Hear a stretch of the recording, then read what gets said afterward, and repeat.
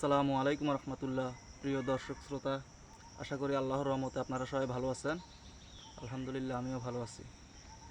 আজকে আমি আরেকটা ভিডিওতে আপনাদের সামনে হাজির হয়েছি। আশা করি ভিডিওটি ধৈর্য সহকারে দেখবেন এবং আপনার মূল্যবান মতামত কমেন্ট বক্সে পেশ করবেন। এটা গতকালকে একটা স্লোগান শুনছিলাম, আচিয়া থেকে রামিসা, কোটকাছারি সব মিশা।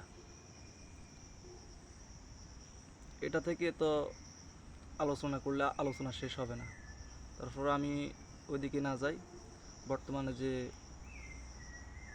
দর্শন খুন খারাপই বাড়তেছে, বিশেষ করে এই দর্শনের কথা বলতেছি, তার কিছু কারণ আমি ব্যক্তিগতভাবে নোট করেছি।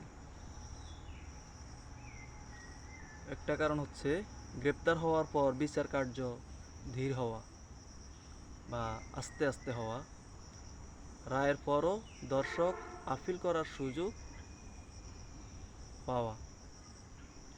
মানে রায় হয়ে গেছে দর্শকের বিপক্ষে, কিন্তু সেই ক্ষেত্রে রায়টা কার্যকর না করে দর্শক আপিল করার সুযোগ পাচ্ছে। অপরাধী শনাক্ত হওয়ার পরেও তার পক্ষে উকিল থাকা। একজন অপরাধী অপরাধ করছে এটা নিশ্চিত হয়ে গেছে, তারপরেও তার পক্ষে উকিল কথা বলতেছে, এটাও একটা কারণ।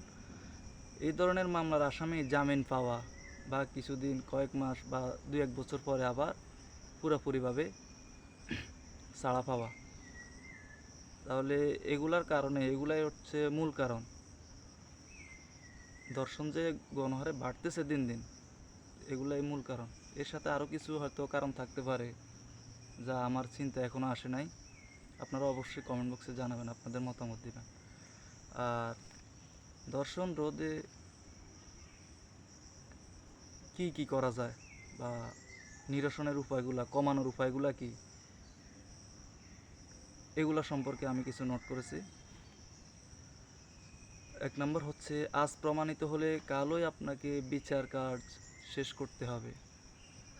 পুরোপুরি নিশ্চিত না হলে সেই ক্ষেত্রে সময় নেওয়া, রিপোর্টের জন্য অপেক্ষা করা, তদন্ত কমিটি গঠন করা, এগুলা যেতে পারে। স্বীকারোক্তি দেওয়ার পর কালক্ষেপণ না করা। দর্শক যদি স্বীকারোক্তি দিয়ে দেয় বা দোষ স্বীকার করে, তারপরে আর দেরি না করা। বিবাহিত হলে জনসম্মুখে তাকে ফাঁসি দেওয়া, অবিবাহিত হলে আমৃত্যু কারাদণ্ড দেওয়া। আর অবিবাহিত হলে সে যদি দর্শন করার পরে দর্শিতাকে মেরে ফেলে, তাহলে তাকেও ফাঁসি দেওয়া অথবা জনসম্মুখে তাকে তার সুপারির গোটাতে গুলি করা। যাই হোক, বুঝতে পেরেছেন? কোনো দলের পরিচয় থাকলে বহিষ্কার করে দলের পক্ষ থেকে তার বিপক্ষে ফাঁসির জন্য মিছিল করা বা এটাই কি বলে,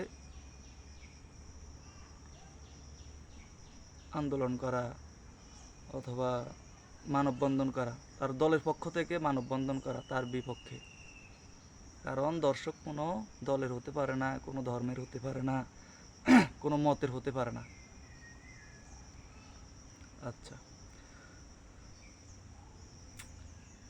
দর্শনের জন্য যে বিচারগুলো হয়, এটাকে একদম আলাদা করা, এটাকে কোনো দলীয়করণ না থাকা, এটাকে স্বাধীন করা।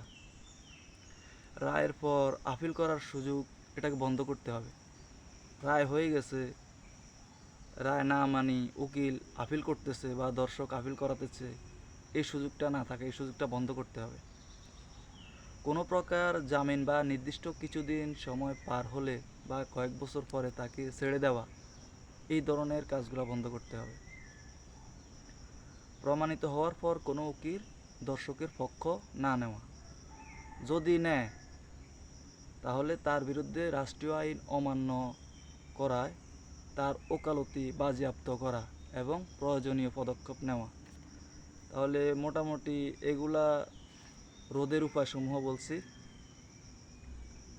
আমার ছোট্ট এই মস্তিষ্ক চিন্তাভাবনা থেকে, যদি এগুলার বাইরেও আপনারা যদি এর থেকে ভালো কোনো